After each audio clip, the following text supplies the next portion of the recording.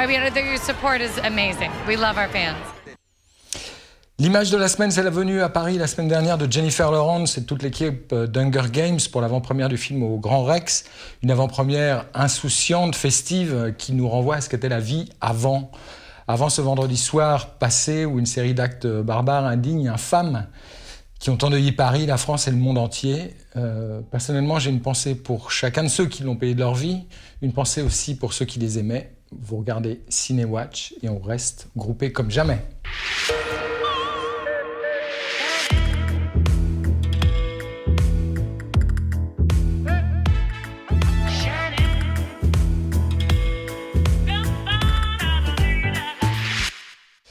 Bonsoir, au menu de l'édition de ce mardi soir, les galères d'une blonde, un Fabrice Lucchini qui porte merveilleusement la robe, mais on aura l'occasion d'en discuter, vous n'êtes pas tout à fait d'accord avec moi, Olivier Benkemoun.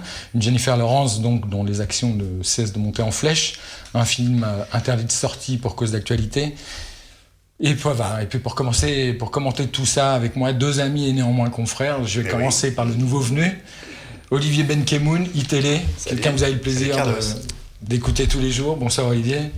Et puis Nicolas, de retour, Mondo Ciné, voilà, un site de référence désormais depuis un moment déjà. Première question, est-ce qu'on a l'esprit encore à aller au cinéma compte tenu de tout ce qu'on a vécu? Comment on fait pour continuer à vivre une vie de consommateur de culture? On va pas se cacher que c'est évidemment difficile de reprendre le quotidien, etc. après ce qui s'est passé. Maintenant, je pense que les réseaux sociaux... à peu près tout le monde est d'accord sur le fait que la meilleure résistance, c'est de continuer la vie qu'on avait avant. Et voilà, qu'ils nous enlèveront pas ça. Personne ne nous empêchera de vivre, de sourire, d'aller au cinéma, de vivre des émotions ensemble. C'est très important. Depuis lundi soir, même depuis dimanche soir, certains théâtres ont rouvert leurs portes. Certains acteurs sont sur scène. C'est un acte de résistance d'aller au cinéma et d'aimer la culture, de continuer à aller voir des choses qui nous font vibrer. Je suis d'accord avec vous deux, et d'ailleurs on va continuer le combat dans la légèreté, puisqu'on va parler du premier film dont on a envie de vous parler cette semaine. C'est Crazy Amy, une comédie, tiens c'est bizarre, c'est signé Judd Apatow, comme c'est curieux, n'est-ce pas? Et le film s'appelle donc Crazy Amy, et ça pourrait se passer de sous-titres, Crazy Amy, Amy, cette folle d'Amy. Et magnéto, Ben. Mother and I are getting divorced. Monogamy isn't realistic. Monogamy isn't realistic. Again. Monogamy isn't realistic. I didn't understand that word at the time, but now I know exactly what he was talking about. Saturday, I would love it if you were my date. I can't do that because, you and I won't ever see each other again. I wake up late every morning, manager's calling, I'm still yawning. Good morning. Oh, Amy. What happened? Did church let out early? Ooh, I like Tom's sweater. Does he teach computer in a church basement? Don't get all threatened just because you don't understand the concept of marriage. You dress him like that so nobody else wants to have sex with him? That's cool. Hey! Hold on, I was drunk last night, now it's all kicking in and I don't feel right. I'm just a modern chick who does what she wants. Last week, it was this guy. Is that wine in the box? Hey, Mark Wahlberg, shut up. Mark Wahlberg? Mark Wahlberg's like 150 pounds. I look like Mark Wahlberg ate Mark Wahlberg. Before you judge, you should know I'm doing fine. My friends are awesome, my apartment's sick, and I have a great job at a men's magazine. I like you, Amy. You're clever, but you're not too brainy. You're pretty-ish, and you're not gorgeous. You're approachable. Thank you. Yeah. I'm giving you an assignment. I need a profile on a sports doctor. Oh. So you're doing the article on me? Mm-hmm. Sorry to interrupt. We're watching Downton Abbey later? LeBron, I'm being interviewed. Listen, I'm watching it tonight because I'm not going to go to practice and all the guys are talking about it and I'm left out. Tall. You follow sports? Sports? I love them. Who's your favorite team? The Orlando Blooms. Do you want to get a drink? Yeah.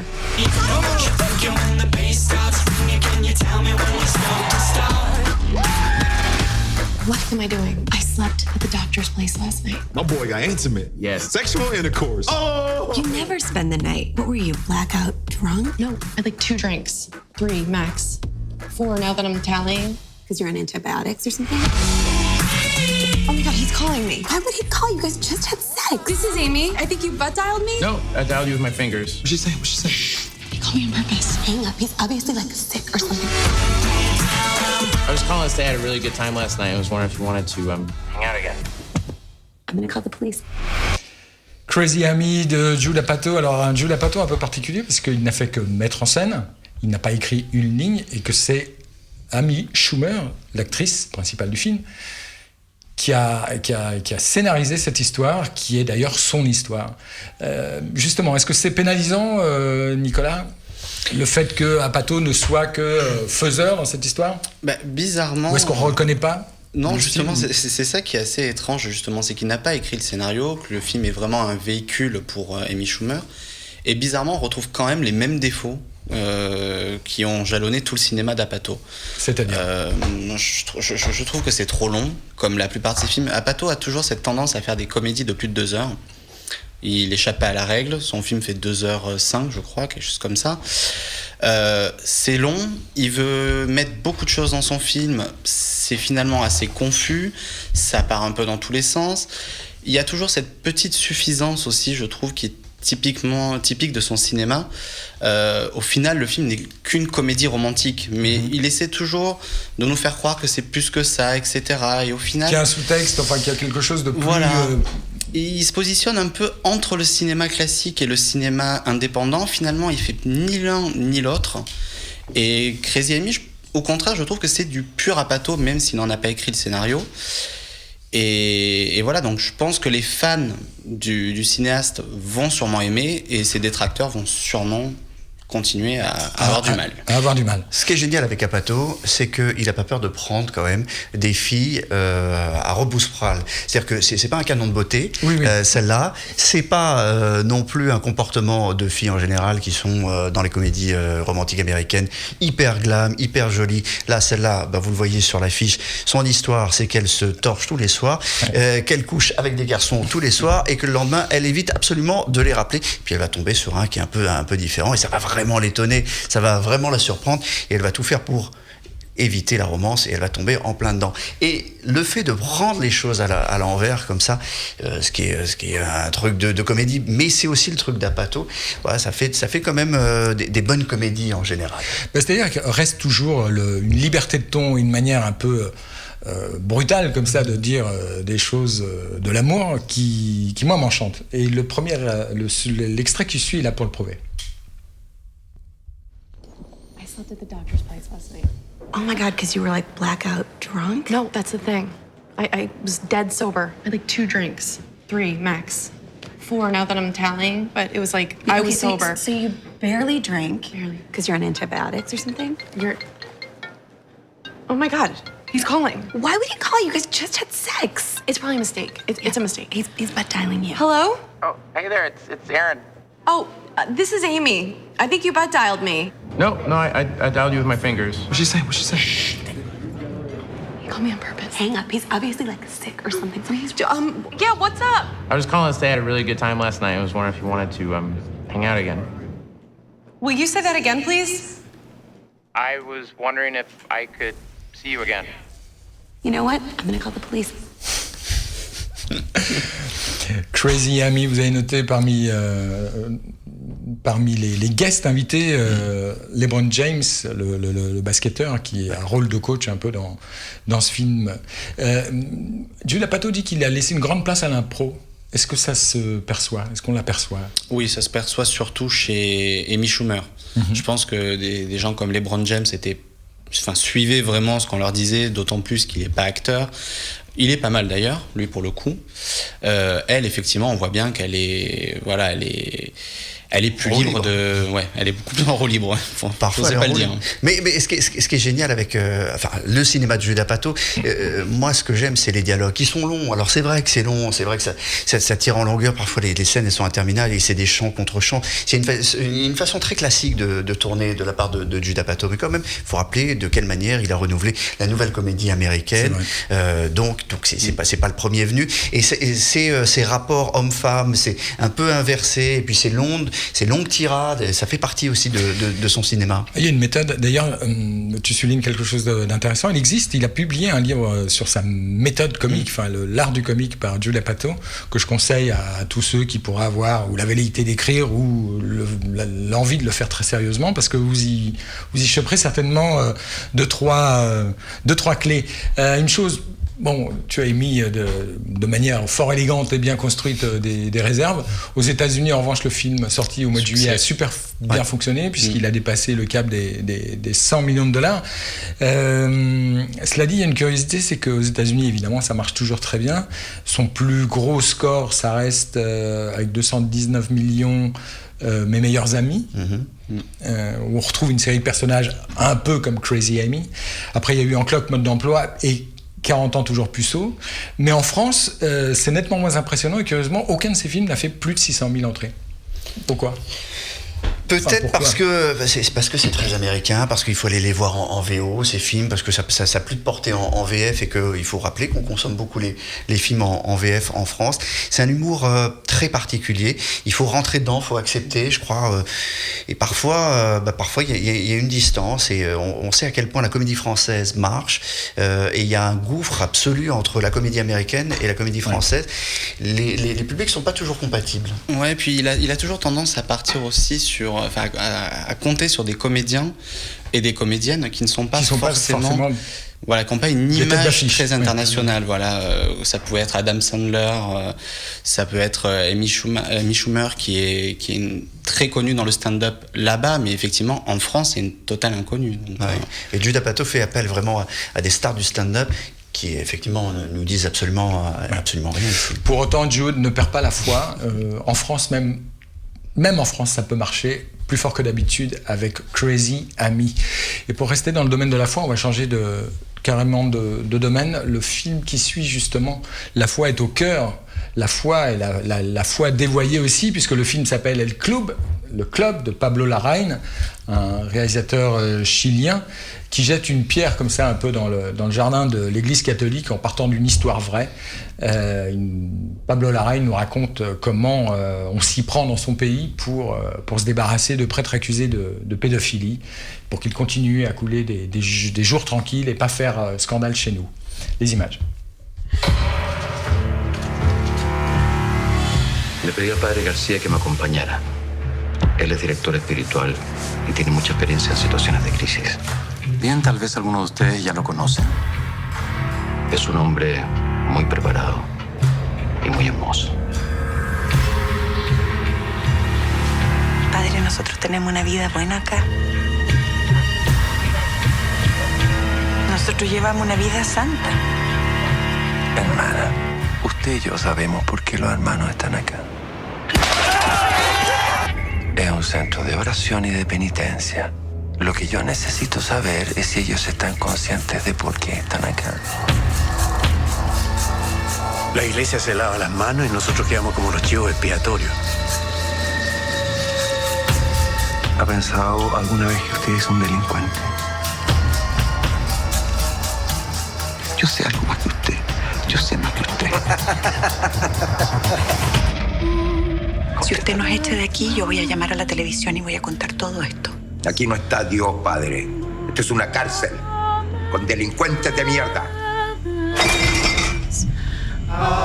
Y en este momento, para usted, la iglesia soy yo. ¡Yo soy la iglesia! Dios en el cielo nos iba a perdonar a todos.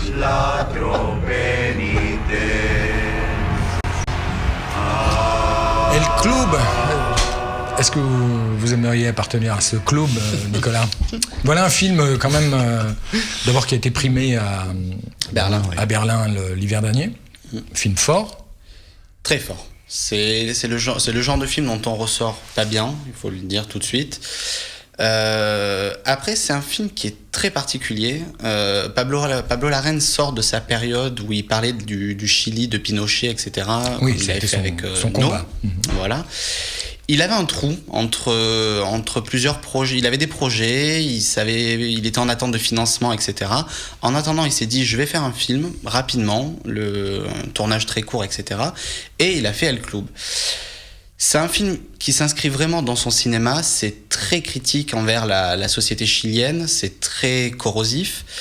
Il s'en prend vraiment au fondement de la société chilienne, il dénonce son hypocrisie, enfin l'hypocrisie de la religion, qui a une importance majeure là-bas. Il dénonce cette hypocrisie, il dénonce cette façon aussi de rejeter les problèmes dans l'ombre. Donc là, en l'occurrence, on prend ces prêtres, on les met dans une maison, on les enferme, limite on jette la clé et puis on essaie de plus en entendre parler. C'est très très violent. Après, la grosse particularité du film, c'est que tout au long, on ne sait jamais si on doit rire ou si on doit être glacé de ce qui se passe. Oui, on est l'un et l'autre souvent. C'est ça, on est souvent l'un et l'autre, parce qu'il y a un humour noir qui est très étonnant, il y a quelque chose de tellement pathétique dans ces personnages. Il y a des passages où on a envie d'en rire, et en même temps, ça fait froid dans le dos de voir l'horreur, quoi. Cela dit, là encore, c'est un sujet d'actualité, c'est un sujet de société. C'est-à-dire que le cadre, c'est le Chili, Olivier, mais ça pourrait se passer n'importe où ailleurs. Oui, sauf que c'est le Chili, que c'est un pays particulier qui a été marqué par une dictature, que Laurent, il est né en 76, que Pinochet, ça a marqué toute sa jeunesse. Il est imprégné de ça, du mensonge, de la violence.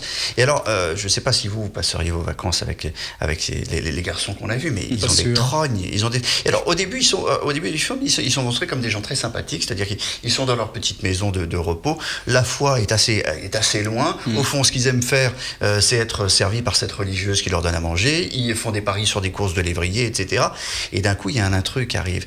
Et ce qui est formidable, c'est que le film se transforme en polar. Parce que il va y avoir un événement important, il y a une enquête, et c'est un film d'atmosphère aussi. Et on retrouve au fond le cinéma de Lorraine, parce que ce cinéma d'atmosphère où on devient de plus en plus claustro, et on se retrouve à l'intérieur de cette maison avec ces gens avec lesquels on n'a pas envie de passer beaucoup de temps. C'est assez formidable dans El Club, ce qu'il a réussi à faire. C'est très original et c'est très bien dit aussi de votre part à tous deux. El Club de Pablo Larraín. On va changer de robe, j'ai envie de dire, puisque le film suivant, L'Hermine, avec Fabrice Lucchini, notre idole à tous, ou à presque tous, joue un homme de loi, un homme de justice, je sais pas. Un juge d'instruction. Un juge d'instruction qui va être confronté à son passé à travers le personnage féminin dont on va parler tout de suite, après les images. Magnéto, Ben. Je déclare l'audience ouverte.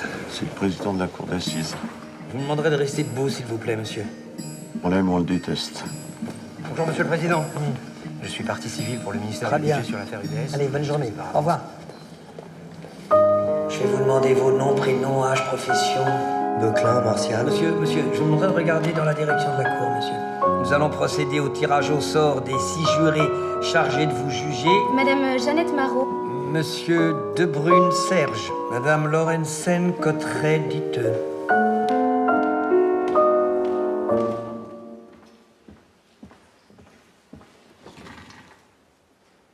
On n'a pas le droit de parler du procès en dehors du palais de justice. Et le président, on a le droit d'en parler? Je vais pas foutre ma merde, mais en tout cas, il paraît que c'est une sacrée peau de vache. Pourquoi vous dites ça? Quand vous êtes venu à Saint-Omer, vous saviez que c'est moi qui présidais? Ah non, je ne savais pas. Ça vous vient d'où? Cette écharpe rouge. Toujours le rouge. J'ai jamais su m'habiller. Alors cette écharpe, c'est une manière de m'éviter tout effort vestimentaire. Bah oui, c'est elle qu'on regarde, c'est pas moi.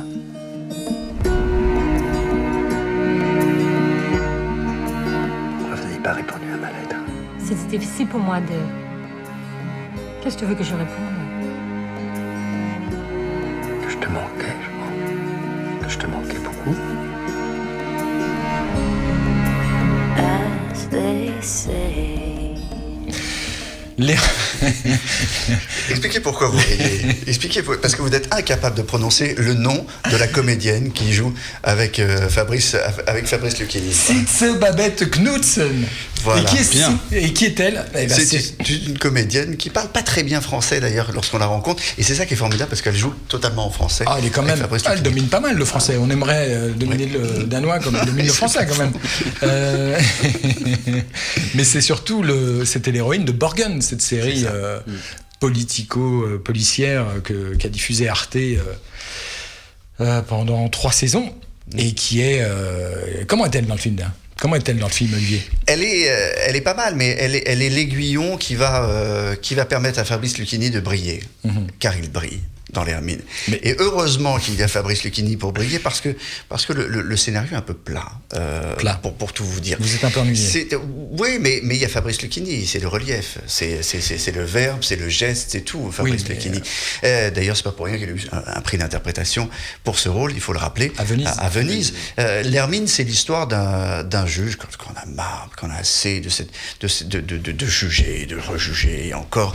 Et il est en fin de carrière, il est devenu aigri, il est devenu méchant, il est devenu comme ça, il s'est coupé d'à peu près tout le monde. Et parmi les jurés, un jour, lors d'un procès, eh bien, il y a cette femme qui va arriver et il va flasher sur elle. Et elle va le renvoyer effectivement à son passé. Je ne vais pas vous en dire plus, mais surtout, elle va éclairer des parties de son être qu'il avait totalement éteint. Voilà, il avait éteint, et ça va le rendre différent. Et au fur et à mesure qu'on va suivre le procès, eh bien, on va voir que le juge, lui aussi, va avoir une nouvelle sensibilité. J'aurais aimé que ce soit 12 hommes en colère. J'aurais aimé que ce soit un film plus où on soit fort, totalement dans l'appareil de la justice et on vive la justice. Ben là, on vit Fabrice Lucchini et ses changements. C'est intéressant. Hein. Vous savez, Christian Vincent dit avoir fait un travail d'enquêteur, de journaliste. Oui. Il a passé, comme on le fait généralement dans ces cas-là, plusieurs semaines dans une cour d'assises. Tout est juste. C'est-à-dire que tout est juste. Tout est juste. La façon dont on s'occupe des détenus, on les amène dans le tribunal, les répliques, la façon dont le juge s'adresse à l'accusé, la façon dont le juge s'adresse au juré, le protocole, tout est la robe, tout est décrit parfaitement. Si vous ne connaissez pas le système judiciaire français et les assises en particulier, vous allez apprendre beaucoup de choses. C'est très intéressant d'un point de vue documentaire. Et après, il y a l'histoire. Et l'histoire, il faut faire confiance à Fabrice Lucchini pour lui donner du relief. Christian Vincent a livré une anecdote sur la manière dont il a approché Lucchini, avec lequel il n'avait pas travaillé depuis 25 ans, donc La Discrète. Je vais vous faire le verbatim parce que je le trouve savoureux. Il dit: Fabrice savait que j'écrivais en pensant à lui. Une fois que Mathieu Tarot, donc le producteur, et moi avons estimé qu'on pouvait lui faire lire quelque chose, j'ai pris rendez-vous avec lui. Je me suis rendu dans son appartement du 18e. J'ai fait connaissance avec Shiba, sa petite chienne de 2 ans. On voit pas encore l'importance de la petite chienne. Nous avons bu un café dans sa cuisine, devisé autour du marché immobilier qui intéresse beaucoup Fabrice, des taux de crédit en vigueur et du quartier où il vit qu'il n'a jamais quitté. Avant de partir, je lui ai remis le scénario de l'Hermine. Le lendemain, il appelait en disant qu'il faisait le film. C'est-à-dire que pendant le rendez-vous, ils n'ont pas dit un mot sur l'histoire et ce pourquoi il avait fait le déplacement. C'est presque déjà mais quand vous êtes avec Fabrice Lucchini, vous ne parlez pas on écoute. de ce que vous avez prévu de parler. Vous faites une interview, vous l'avez tous les deux rencontré probablement, Fabrice Lucchini. Il vous emmène là où il veut vous emmener. S'il a envie de vous parler de Céline, des auteurs, de Hugo, de sa dernière pièce, de sa dernière conquête ou de sa dernière voiture, s'il en a une, je crois pas. Mais enfin, voilà, il vous emmène là où il veut. Donc on ne parle pas de scénario, on ne parle pas de cinéma, on parle de vous, on parle de tout. Mais pour autant, je suis sûr que vous avez déjà fait par le passé une bonne interview de Fabrice Lucchini. C'est toujours très bon. Les interviews avec Fabrice Lucchini. C'est un client, comme on dit. Hein, ouais. Il y a quelque chose qui est fascinant chez lui, quand même, c'est que là, il joue un juge d'instruction, mais il pourrait jouer un plombier, un boulanger, il pourrait jouer n'importe quoi. Il est crédible dans tout. Il se glisse dans tout. On l'imagine dans tout. Ouais, je l'imagine pas en garde du corps, quand même. Hein. Effectivement, c'est peut-être la limite. En physio de discothèque, encore que ça pourrait être un contre-emploi rigolo. Et pourquoi pas, il peut être utilisé tellement à contre-emploi. Il est le drame, il est la comédie, il est tout en même temps. Donc c'est un acteur complet, c'est un acteur formidable, c'est un acteur qu'on adore. Et c'est un acteur qui garantit à peu près à un film de faire 1 million d'entrées. Ça, c'est vrai. C'est une bonne jauge et ça se monnaie. D'ailleurs, il se fait payer très très bien. D'ailleurs, Fabrice Lucchini, si tu écoutes, allez, on va pas faire comme si on se connaissait pas. Tu peux tweeter, tu peux commenter, et puis vous autres spectateurs assidus. Mes chers spectateurs, hypocrites spectateurs, mes semblables, mes frères, vous pouvez réagir via le hashtag CinéWatch, Watch TV, pour nous dire qu'est-ce que vous pensez par exemple de Fabrice Lucchini, quel est votre film préféré de Fabrice Lucchini, ou quel est le film que vous nous conseilleriez, vous, à votre tour, d'aller voir cette semaine, par exemple. Ça, c'est dit. Et sans transition, comme on dit dans les vraies télévisions, et celle-ci en est une vraie, mais c'est la télévision d'aujourd'hui et déjà celle de demain. Freestyle sans les mains et sans filet, j'adore ça. On va changer d'univers avec le film qui suit. Vous êtes déjà presque trop vieux pour ce genre de cinéma. Vous voyez de quoi je veux parler ou pas? Moi, je crois. Hunger Games. Oui. Voilà, non, pas trop vieux. Non, pas trop vieux? Non. Oh non. Bon, bah alors, on va évoquer Hunger Games, la partie 2 de la deuxième partie. Partie 2. C'est pas très clair, mais ils film le vendent pas très bien, il faut reconnaître. C'est la fin, quoi. Magnéto.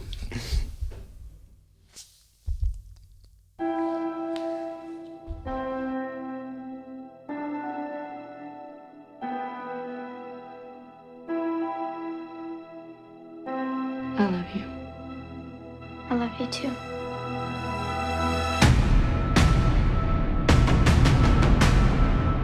We all have one enemy. And that's President Snow. He corrupts everyone and everything. He turns the best of us against each other. Stop killing for him. Tonight, turn your weapons to the Capitol. Turn your weapons to Snow.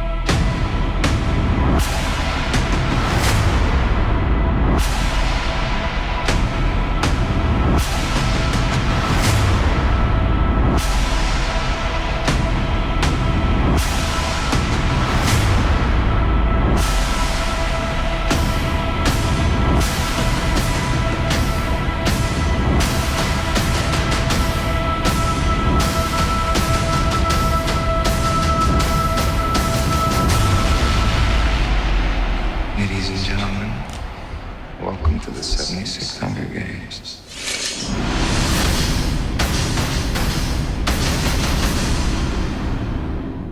Hunger Games 2, la révolte partie 2. Bon alors messieurs, est-ce que ces jeux de la faim vous ont repu? Au moins, dans la bande-annonce, vous avez tout vu. Hein. C'est ça qui est bien dans les bandes-annonces américaines, c'est qu'on voit absolument tout. Moi, j'aime beaucoup le rien ne vous a préparé à ce dénouement. Les livres, peut-être, éventuellement, mais bon. Que tu avais lu? Pas en entier. Pas en entier. Quand la saga est arrivée, Jennifer Lawrence a pris le relais. Pour les spectateurs qui auraient notre âge et qui n'auraient pas vu les 3 précédents épisodes, il faut rappeler ce que c'est que Hunger Games et pourquoi ça a une telle répercussion. Pourquoi, Olivier? Pourquoi ça a une telle répercussion? Donc, d'abord, c'est l'histoire de jeunes gens qu'on oblige à jouer dans une arène leur vie. Voilà, c'est des jeux géants télévisés, c'est à la fois de la télé-réalité et c'est le jeu de la mort en quelque sorte. Donc il y a des jeux et il n'en reste qu'un à la fin. Et depuis le premier épisode, le personnage que joue Jennifer Lawrence, Katniss Everdeen, sort victorieuse de ces jeux, mais en plus, comme c'est horrible, parce qu'il y a mort à la fin, qu'il y a un horrible dictateur qui organise ces jeux, télévisée encore une fois, eh bien, elle va soulever tout un peuple qui est divisé en secteurs, la population est divisée en secteurs, et elle va devenir en quelque sorte la rebelle numéro 1, l'image de la rébellion. Et ce qui est super bien dans ces films, c'est pour ça que ça plaît à tout le monde, c'est que c'est un petit manuel politique. Politique. On apprend ce que c'est qu'une dictature, on apprend ce que c'est que la révolte, on apprend ce que c'est qu'une rébellion, on apprend ce que c'est que la communication, la communication de masse. En fait, ce que vous êtes en train de nous dire, Olivier, c'est que nos enfants feraient bien d'aller au cinéma. Voir Hunger Games. Je pense à ma fille Ainoa, 13 ans, qui guette, qui sera demain devant la porte du cinéma. Nos enfants devraient aller avec leur professeur, quoi, finalement. Mais oui, absolument, moi je crois. On peut avoir une lecture très intéressante de Hunger Games. C'est quasiment et ça, ça, c'était dans les bouquins de Suzanne Collins, c'est pour ça. Et au lieu d'en faire un truc pour ados avec des mamourettes miauleuses, etc., avec un trio amoureux, où vous allez retrouver ça évidemment, ils sont pas tombés dans ce piège-là, et c'est ça qui est intéressant dans Hunger ça Games. Reste un peu martial, un peu dur, enfin un peu. C'est très dur, c'est très un violent. peu sec. Ouais, Hunger Games a réussi à se hisser au-dessus. En ce moment, c'est la grande mode des sagas dystopiques, donc on appelle ça les dystopies. On a le Labyrinthe, on a Divergente. Hunger Games a réussi à se mettre au-dessus de tout ça parce que c'est divertissant, on s'amuse, il y a de l'action, il y a un triangle amoureux comme dit Olivier, et en même temps c'est intelligent. Alors évidemment on pourra toujours dire que ça reste assez simple, que c'est assez simplifié dans la façon de raconter comment on conduit une révolution, l'idéal révolutionnaire, la communication des masses, etc. Mais il faut pas oublier qu'Hunger Games ça vise un public plutôt jeune, donc ça a réussi à s'adapter à ce public-là, à leur expliquer des choses qu'on voit aujourd'hui dans le monde, c'est-à-dire des révolutions qui essayent de faire tomber des dictatures, etc. et tout. Ça arrive à expliquer ça de façon ludique, de façon simple, à un jeune public qui va peut-être mieux le comprendre si c'est expliqué dans un gros divertissement comme Hunger Games que dans 3 pages dans le monde, voilà, où ils vont peut-être passer à côté de tout ça. C'est à tel point réussi que le signe de ralliement de Katniss, qui est le Gémeaux cœur, avec un signe à 3 doigts. Le jet, l'oiseau. Voilà, ça, le jet, moqueur, l'oiseau, etc. Donc ça, c'est le symbole de la révolution. Et ça a été repris dans des vraies révolutions. Et lorsque Hollywood produit des choses comme ça, c'est-à-dire que des symboles qui sont utilisés, qu'on retrouve dans la rue, et ça a été le cas en Thaïlande, lorsque les jeunes gens sont descendus, les étudiants, etc., ils ont utilisé ce signe de ralliement-là. Vous vous rendez compte de l'impact de ce que ça donne, de ce que ça veut dire. C'est-à-dire qu'ils ont appris aussi ce qui était une révolution en regardant Hunger Games et ils l'ont réutilisé réellement dans la rue, à tel point que les films d'ailleurs ont été interdits en Thaïlande. On avait vu des images dramatiques. Bon, c'est pas le cas de ce nouvel épisode qui est passionnant, qui est un dénouement, etc. Il y a tout ce que vous attendez de Hunger Games. Vous ne serez pas déçus, évidemment. Un mot sur la présence de Philip Seymour Hoffman. Il est mort sans avoir pu boucler ce film. C'était un des personnages. Alors je sais pas. Il est présent parce qu'ils ont tourné le précédent et celui-ci en même temps. Donc il y a des scènes avec Philip Seymour Hoffman. Oui, mais visiblement des plans ont été rajoutés. On voit des plans du numérique. On voit des plans où on se doute qu'il devait être là et qu'il n'y est pas. Il y a quelques scènes comme ça où ça semble évident qu'il était censé y être et que malheureusement il n'y est pas. Mais bon, voilà, c'est ça. Ça nuit pas au récit. Ça nuit pas du tout au récit. Et on est assez ému, c'est assez émouvant de le voir encore jouant. C'est un moment où d'ailleurs on sort du film, on se dit tiens, Philip Seymour Hoffman, c'est vrai, il était là, il a participé à ce truc-là. C'est vrai, moi ça m'a. Et puis alors il y a autre chose qui va intéresser le public français, il y a une partie des scènes d'action qui ont été tournées en France. Voilà, on tournait en France, en banlieue parisienne. À côté de Versailles. C'est ça, il y a Noisy, je crois. Noisy, le Sec. Oui, le château de Voisin près de Versailles, qui a servi la réunion des anciens vainqueurs des Hunger Games. Et il y a une scène d'action où la ville est assaillie par, on voit quelques images, une espèce de vague noire de pétrole, qui est une scène importante dans le film, où nos amis vont s'en sortir héroïquement, je vous l'annonce, je vais le spoiler. Non. Mais pas tous. L'art du spoil inversé. C'est très très fort. Et vous allez reconnaître l'architecture très particulière de cette banlieue.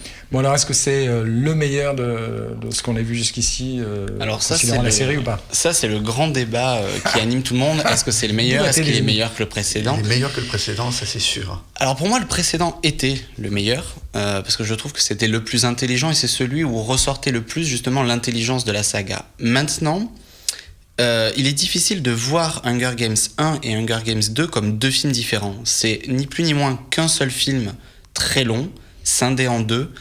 Donc c'est difficile de dire qu'il est meilleur que les autres dans le sens où c'est clairement la suite du précédent, c'est 2 volumes, c'est à voir ensemble et ensemble ils forment clairement quelque chose d'épatant, de vraiment épatant.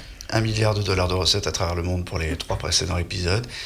C'est normal que Hollywood ait eu envie de tirer un peu, de couper en 2 le dernier épisode pour faire ce que fait en général, ce qu'on fait d'ailleurs avec le Hobbit, etc.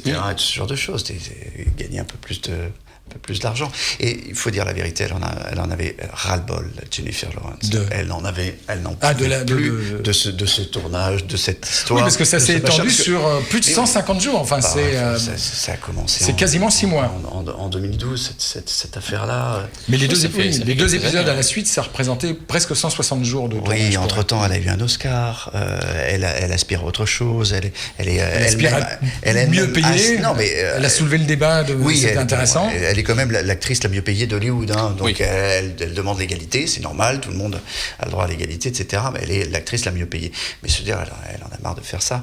Elle est happée par d'autres réalisateurs. Il y a plein de gens qui ont envie de travailler avec elle.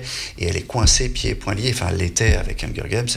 Elle en a eu, lors de la première conférence de presse qu'elle a donnée à Los Angeles, elle a expliqué qu'elle avait connu des moments terribles, qu'elle en avait marre, qu'elle en avait assez, que c'était 5 ans de haut, de bas dans sa vie privée, personnelle, etc. Bon, voilà, ça lui est passé maintenant. Ça lui est passé. Nicolas, tu évoquais l'avant-première américaine, on a vu les images de l'avant-première française, tu évoquais dans quelles circonstances et dans quel climat s'est passée l'avant-première américaine? Celle de Los Angeles, oui, qui effectivement... Alors il y a eu la française, ça a été la folie au Grand Rex, on n'avait jamais vu ça. On a vu l'ouverture. Voilà. Entre-temps, malheureusement, il y a eu les événements tragiques de vendredi soir. Et c'est très bien, ils ont eu la présence d'esprit, puis j'ai envie de dire la gentillesse et la solidarité de penser au public français qu'ils venaient de voir il y a quelques jours auparavant. Et effectivement, voilà, ils sont arrivés sur le tapis avec des drapeaux français enroulés au milieu de la broche qui représente Hunger Games. Voilà, ça a été un beau tapis émouvant. Ouais, puis par ailleurs, ils ont décidé de faire une avant-première silencieuse, c'est-à-dire qu'ils n'ont donné aucune interview, il n'y a pas eu de parole, voilà, et tout le monde a compris. Mais les Américains nous soutiennent énormément dans ce qu'on vit. Ils ont l'impression, peut-être nous on n'a pas le recul pour le dire, mais eux ils ont l'impression qu'on est en train de vivre notre 11 septembre à nous. Donc, voilà. Et du coup, tous les symboles des États-Unis sont bleu, blanc, rouge, tous les bâtiments, etc. Le son, et c'est quand même génial de voir cette solidarité qui s'est répandue jusqu'à Hollywood. Et Hollywood est très francophone, hein. Faut pas oublier que les acteurs américains adorent la France, ils ont un respect encore pour... Enfin, il y a même un fantasme du cinéma français. Hein. Absolument. Je vais me tourner vers nos amis adeptes des réseaux sociaux, d'abord pour leur demander est-ce que mes camarades vous ont convaincu. Moi perso, ils m'ont convaincu, je les ai trouvés très éloquents et m'ont donné envie de voir ce Hunger Games, ce nouveau Hunger Games. Mais vous, voilà, est-ce que ce que vous venez d'entendre vous donne envie d'aller au cinéma, ou est-ce que vous souhaitez déjà qu'on ne renouvelle pas le contrat de ces chroniqueurs, ce qui personnellement me gênerait. Non. On va rester un peu dans le jeu de guerre, j'ai envie de dire, avec le film suivant, qui n'a absolument rien à voir, et pourtant, le film s'appelle « Je suis un soldat », c'est un premier film de Laurent Larivière. Là aussi, c'est un peu un Hunger Game qui va conduire Louise Bourgoin à franchir la ligne jaune. La bande-annonce.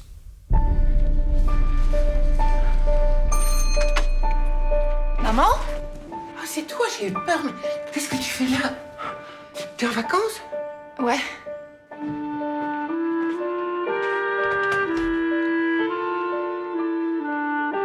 C'est bien de te voir là. Si t'es dans la merde, tu devrais leur dire. J'ai plus rien. T'as tout dépensé ? Non, j'ai plus rien. J'ai plus de travail, j'ai plus d'appart. C'est une chance qu'Henri ait besoin de quelqu'un. Puis c'est provisoire. Jamais au pied. Eh bien, arrose. Voilà. Frotte, là, oh. Moi, ce que je cherche, c'est quelqu'un de valable, tu vois, qui puisse reprendre l'affaire. J'ai acheté ce chien et il y a un problème. C'est de l'eczéma, je pense. C'est vétérinaire ? Nos vaccins sont en règle, on n'a rien à se reprocher. Sont arrivés hier. Tchéquie ? Slovénie. J'en prends 15 kilos. C'est quoi ? Leur carnet de vaccination. Mais ils ont été vaccinés ? Non, mais maintenant ils le sont. C'est 8000 les 10 kilos. 8000. L'argent ? Henri, mais t'es fou. C'est pas moi, hein. Non, c'est moi, maman. Le bracelet, c'est n'importe quoi. Faut que tu fasses gaffe avec l'argent, sinon ça va se voir. J'en prends 2 caisses.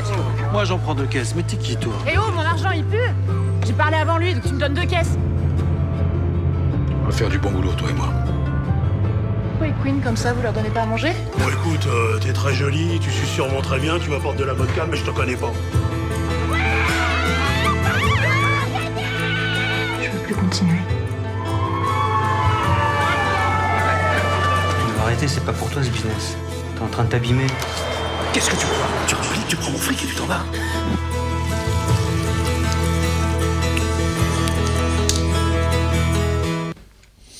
Je suis un soldat. Laurent Larivière, remarquable premier film quand même. Très très maîtrisé. Laurent Larivière, il a un petit passif avec Louise Bourgoin parce qu'ils se sont travaillés ils sont rencontrés dans des stages de théâtre et ils ont déjà imaginé ce que pourrait être ce film qui s'appelle aujourd'hui Je suis un soldat.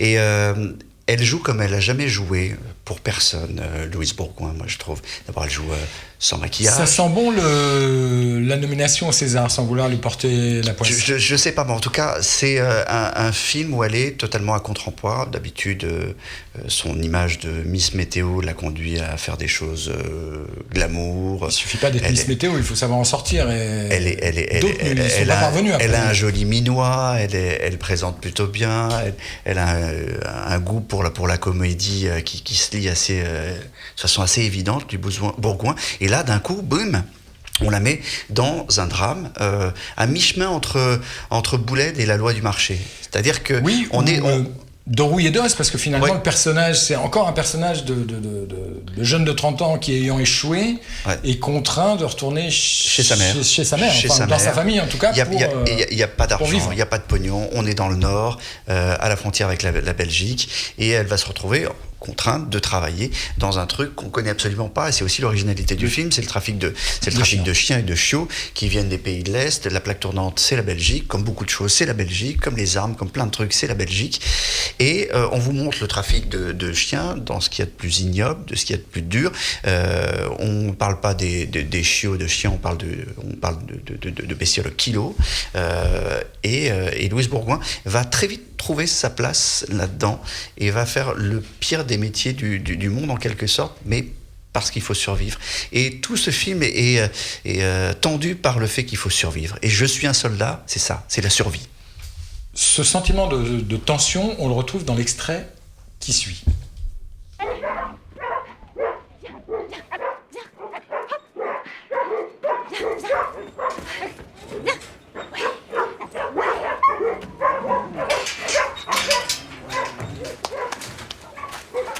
Bonjour madame. Bonjour. Voilà, j'ai acheté ce chien et il y a un problème. Et vous l'avez acheté quand? Il y a 3 semaines. Bonjour madame. Ah, bonjour. Qu'est-ce qui se passe? Madame a acheté ce chiot il y a 3 semaines et... Vous vous rappelez, non? Ah oui, très bien. Je vous demande de faire quelque chose. Oui, qu'est-ce que je peux faire pour vous, madame? On dirait une maladie de peau, hein. Ah oui. C'est de l'eczéma, je pense. C'est vétérinaire? Non. Et vous, madame, vous êtes vétérinaire? C'est pas la question. Mais si c'est la question, votre chien, faut l'emmener chez le véto. Nous, nos vaccins sont en règle, on n'a rien à se reprocher. Vous savez, ça arrive que certains chiots réagissent pas au vaccin. C'est rare, mais ça arrive. Et nous, on n'est pas responsable de ça non plus, hein. Tu m'aides?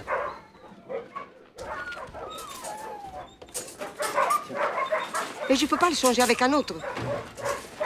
Mes enfants ne l'aiment pas. Changez vos enfants, ce sera plus simple. Ma che cretino fa pure lo spiritoso, va. Au revoir, madame.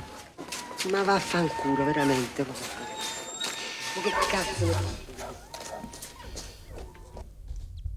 Laurent Larivière confie que s'il a écrit ce film pour elle, pour Louise Bourgoin, c'est parce qu'il sentait qu'elle avait une certaine colère à exprimer. Est-ce qu'on aperçoit cette colère? Ah oui, et c'est ce qu'il a réussi à sortir d'elle. C'est-à-dire qu'il y a des moments où devant sa caméra, elle s'est sentie tellement à l'aise qu'elle a pu exprimer des trucs qu'elle n'avait jamais pu exprimer. Elle joue sans arrêt avec le visage fermé. Elle est en lutte, et on sent la lutte intérieure. Je ne sais pas comment elle s'est préparée exactement, mais on sent la lutte intérieure de son personnage. Et voilà, et elle a... Vous le verrez très bien dans ce film. Et Jean-Hugues Anglade joue le salaud de l'histoire, mais lui aussi, il y a des petites touches de lumière qui vont venir petit à petit l'éclairer. C'est un très bon acteur. C'est un très bon acteur. C'est un très bon acteur, Jean-Hugues Anglade. Mais parfois aussi, on le met dans la case film policier depuis quelques années. Il est capable de jouer bien d'autres choses. Absolument. Juste avant de commencer l'émission, j'ai eu Michel Drucker qui me disait demande à Olivier Benkemoun, et vous les chiens, les chiens. Vous aimez les chiens, Olivier? J'aime les chiens, mais les petits. Les petits. J'aime les petits chiens. Vous avez un chien? Non, j'ai un chat. Un chat? Voilà, Michel, si tu nous entends, te voilà fixé sur les mœurs animales d'Olivier Benkemoun, Télévision, qu'on est très content d'avoir en direct sur cette émission de plus en plus mythique. T'aimes pas les chiens, toi? Je suis allergique. Non, voilà, ça s'applique. C'est la question, je le savais, et c'est la question que je ne voulais pas lui poser. C'est tellement facile d'être allergique aux chiens. Ah, cette allergie, oui. Bon, on va rester dans le registre rôle de femme forte, femme très forte, femme débordée par sa force, avec le film qui suit. C'est Macbeth de Justin Kurzel. Là encore, film que nous avons découvert à Cannes. Celui-ci était en compétition et confronte deux acteurs au sommet, j'ai envie de dire, ou en tout cas au zénith d'une forme d'art dramatique. Marion Cotillard et votre idole depuis toujours? Michael Fassbender, ouais, qui est vraiment un super comédien. Mais voyons la bande-annonce, parce que là aussi il y a de la tension.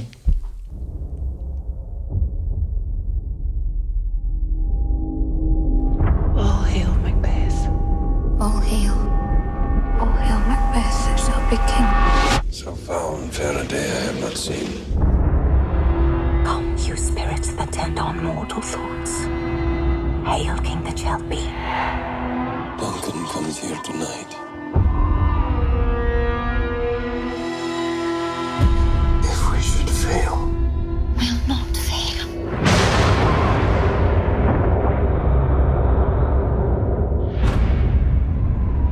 I dare do all that may become a man. Who dares do more has none.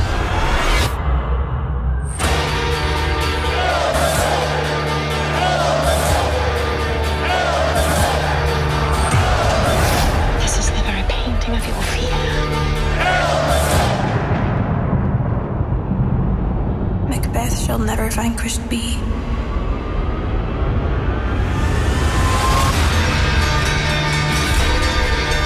Full of scorpions is my mind.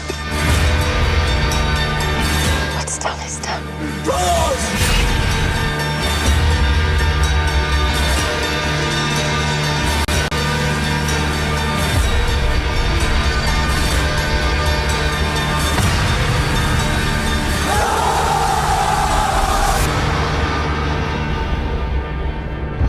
I am in blood. Stepped in so far. Macbeth de Justin Kurzel, scénario signé d'un nom que je vous conseille de retenir, un certain William Shakespeare. Je pense que ce garçon va faire du chemin. Alors, pourquoi j'ai aimé ou pourquoi vous avez aimé? Vous êtes sorti. Je vais livrer une confidence tout à fait confraternelle. Nous étions ensemble dans la salle pour la projection de ce film en clôture et en compétition. Et vous êtes sorti de là, Olivier, mais en transe, quoi, en disant mais c'est la Palme d'Or. Oui, j'ai trouvé ça génial. C'est la version Hunger Games pour adultes. C'est Game of Thrones sans les dragons sans pour les moi. noms. Mais sans les noms. J'aime Shakespeare. Et mettre en image Shakespeare, et c'est quelque chose de très très compliqué. Il l'a fait avec une atmosphère, il y a des images, vous avez vu le choix de la langue. Le choix de la langue, mais on en parlera, mais la façon dont il tourne, ce garçon-là, les ambiances qu'il a créées, ses placements de caméra, son utilisation des ralentis. C'est virtuose, oui. C'est incroyable. Il vous plonge dans un univers. Moi, et puis ensuite, il y a le texte. Et le texte, il bouge pas d'une virgule. C'est du Shakespeare, du début à la fin, ça ne bouge pas. Et Marion Cotillard l'interprète de façon formidable. Et Michael Fassbender l'interprète encore de façon magistrale. Moi, vraiment, j'étais en transe. C'est dure 2 heures et plus de 2 heures, cette histoire. J'ai pas bougé. Je serais moins catégorique que vous. Il y a 2-3 scènes très très fortes, un climax comme ça assez exceptionnel. Mais pendant que tu faisais une défense tout à fait honorable et étayée de ce film, Nicolas opinait du chef, comme on dit. Nicolas. Moi, je suis d'accord avec Olivier sur un point. Effectivement, c'était la Palme d'Or. Mais de l'ennui. Wow. Donc voilà. La force du point virgule, tu as vu? Non, je trouve que le film est Ça vaudrait beau. quasiment un ralenti, excuse-moi, c'est très beau. C'est cadeau. Continue. Non, je trouve que le film est beau. Ça, c'est indiscutable, c'est magnifique, c'est intense, ça aussi. C'est viscéral, etc., etc. Mais qu'est-ce que c'est ennuyeux. En fait, j'avais l'impression de voir un jeune réalisateur qui a voulu refaire Valhalla Rising de Nicolas Winding Refn. Tu dis Refn? Ben, je ne sais pas. Refn. Voilà, c'est... Non, comme on veut, finalement. Donc du coup, il le refait bien. Pour le coup, il le refait bien. Il n'y a pas une image du film où on ne se dit pas, effectivement, c'est splendide. Je te coupe tout de suite, c'est faux. Là-dessus, je me mettrais plutôt du côté de mon camarade Olivier. Chaque image est splendide. C'est splendide. Et regardez, je vous ai choisi un extrait où il est difficile de dire l'inverse.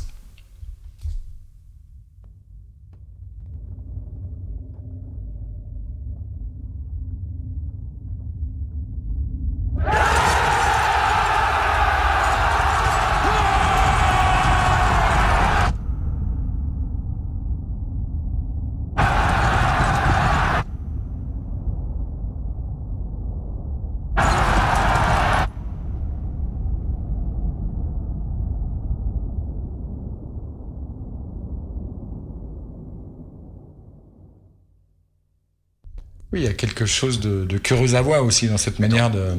Dans l'atmosphère, dans le tournage, surtout dans le montage, là, en tout cas pour cette scène, puisqu'on est entre le bruit et puis le silence du ralenti. Non, c'est un film impressionnant. Qui n'échappe pas à une petite forme d'ennui, quand même. Alors après, encore une fois, vous aimez pas le texte. Shakespeare, Macbeth, c'est un texte complexe, et il l'interprète très très bien. Et peut-être que ça s'adapte pas au cinéma. Il a choisi de le faire à la virgule près. Voilà. Je crois que ça s'adapte très très bien au cinéma. Après, c'est une question ça s'adapte. Il a choisi de l'adapter très très peu. Le texte, il est quasiment pas... Il est écrit comme... Il est dans son jus, le texte. Donc c'est peut-être ça qui crée l'ennui. On peut pas lui reprocher... Souvent, on reproche aux adaptations comme ça de ne pas avoir un regard, de ne pas proposer un regard sur leur sujet. On peut pas lui reprocher de ne pas proposer un regard, il en propose un, mais c'est un regard formel. C'est un regard formaliste. Le film, là, la scène qu'on vient de voir, par exemple, effectivement, elle est très belle. Mais on dirait à la fois Valhalla Rising et à la fois Lars von Trier. Donc au final, il propose rien de bien neuf, si ce n'est un film qui est très beau, mais après, la beauté n'a jamais suffi à elle seule pour faire un bon film. Après, il y a les textes. Et parfois, la beauté, ça suffit pour faire un très bon film. Non, mais c'est sûr. Après, on peut s'interroger. Non, la beauté est là. Après, on peut se dire, qu'est-ce qu'il y a de contemporain dans cette lecture de Shakespeare? Ouais, sur le fait de refaire Shakespeare, refaire Shakespeare, c'est le rendre contemporain. Rejouer Shakespeare, le faire vivre encore, c'est le rendre contemporain. Shakespeare, c'est un auteur. Il a jamais, il est fait pour être la seule façon de le faire vivre, c'est de le jouer et encore de le jouer. Moi, je trouve ça magnifique de le jouer avec les armes modernes, ce qui sont des caméras, qui sont des effets spéciaux, qui sont des comédiens. Et j'ai vraiment adoré ça. Et ce qui est amusant, parce qu'il faut la suite, elle est en train de se faire en ce moment à Londres. C'est pas du Shakespeare. On prend les mêmes comédiens, on prend le même réalisateur et on fait l'adaptation d'un jeu vidéo. Il y a un petit côté jeu vidéo et quand vous y pensez, ça paraît absolument évident. Allez, pour terminer avec ce film et pour finir de sceller votre désaccord, nous allons voir un dernier extrait, la scène du couronnement.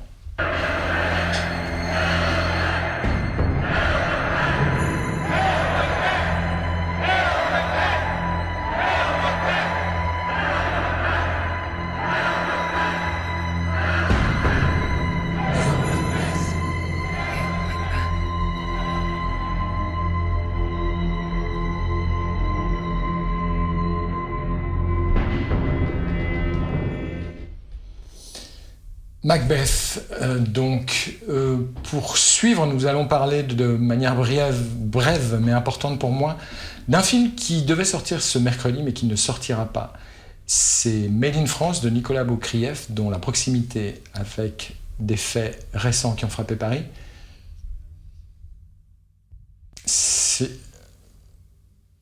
Ouais, on n'a pas la bande-annonce, me dit-on. C'est peut-être un acte manqué, c'est peut-être. C'est comme ça. C'est peut-être comme ça. C'est le film dont on parle le plus et qu'on verra pas. Voilà. On verra pas, mais pour. Made in France, ça s'appelle. Et la raison est la suivante. Made in France de Nicolas Baukrieff, c'est-à-dire que voilà. Ouais.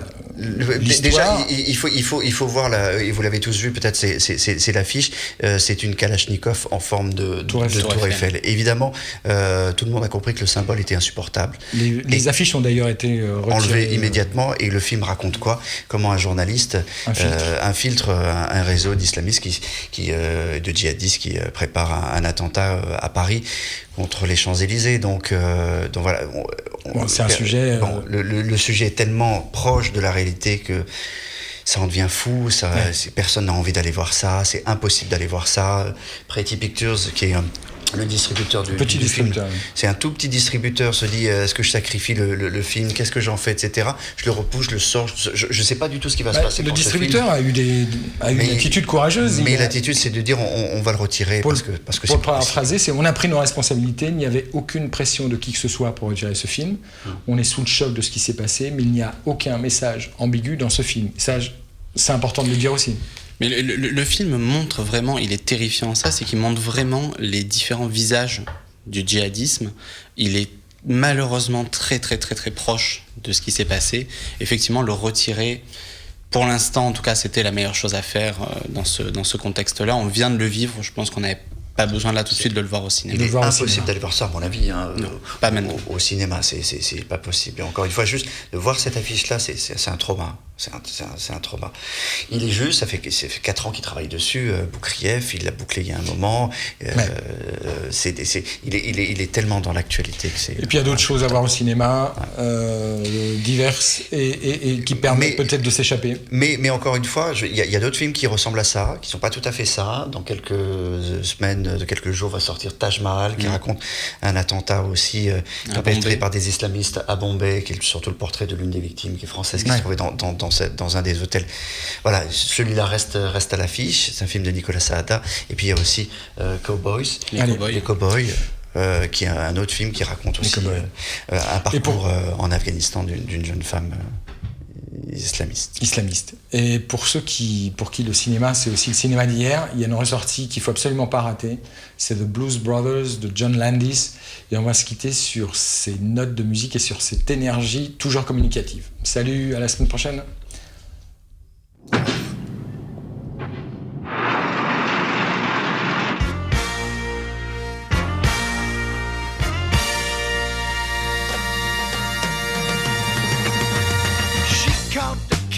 Day I get out of prison, my own brother picks me up in a police car.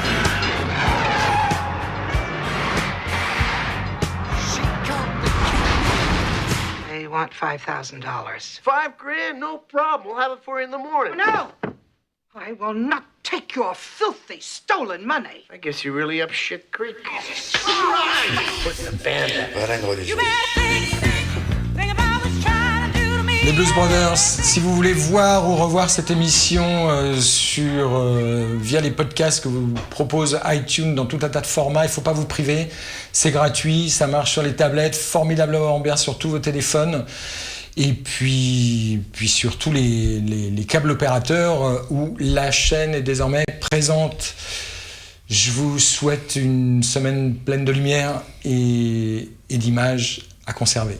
Salut!